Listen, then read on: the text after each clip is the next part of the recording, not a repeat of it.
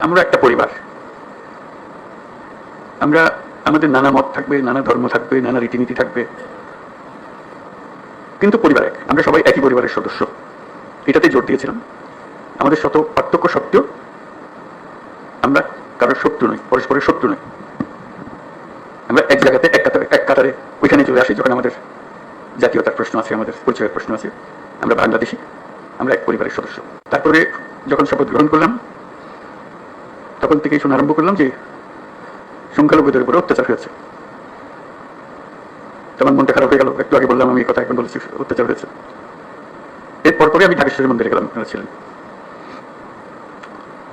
সেখানেও একই কথা বললাম যে আমরা একই পরিবারের সদস্য, এবং বলছি যে আমরা অন্য সব দাবি দেওয়া বাদ দিলেও একটা দাবি আমাদের একদম পরিষ্কার, আমাদের সবার সমান অধিকার, বলার অধিকার, ধর্মের অধিকার, কাজকর্মের অধিকার, এবং সেটা আসছে আমাদের সংবিধান থেকে।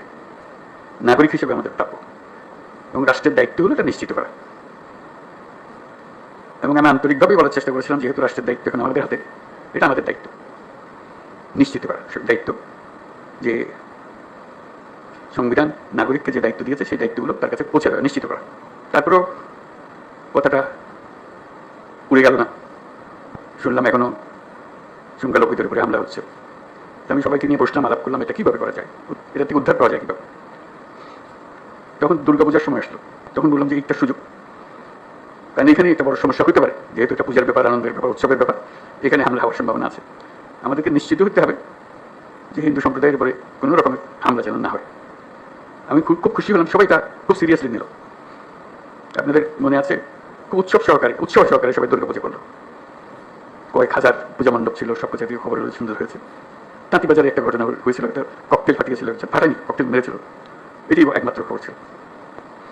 তবু আনন্দিত হয়েছিলাম, নিশ্চিত হয়েছিলাম এই জন্য যে আমরা সবাই একযোগে, এবং সেখানে সবাই যোগদান করেছে। এটা শুধু হিন্দু সম্প্রদায়ের উৎসবের বিষয় ছিল না, এটা পুরো জাতীয় উৎসবে পরিণত হয়েছিল। সবাই উৎসব করেছে, ছেলে মেয়েরা গেছে, বুড়া বুড়িরা গেছে, মুসল্লিরা গেছে, মৌলানারা গেছে, সবাই গেছে, আনন্দ সরকার করেছে।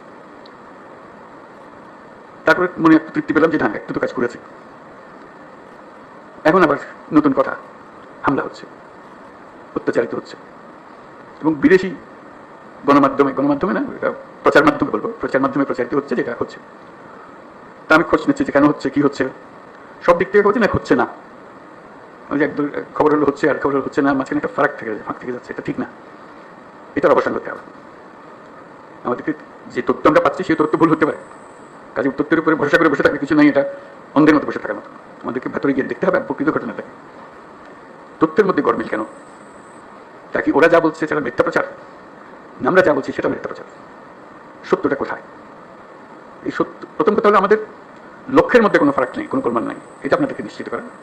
এবং তথ্যগুলো কীভাবে আমরা পাবো, কী ঘটনা করছে সেটা আমাদের জানা, প্রকৃত তথ্য। অনেক সময় সরকারি তথ্যের উপর ভরসা করা যায় না, কর্তা যা চায় সেভাবেই বলে দেয়, আসলটা মন করে বলতে চায় না, তো যেহেতু কর্তা নারাজ হবে তাতে।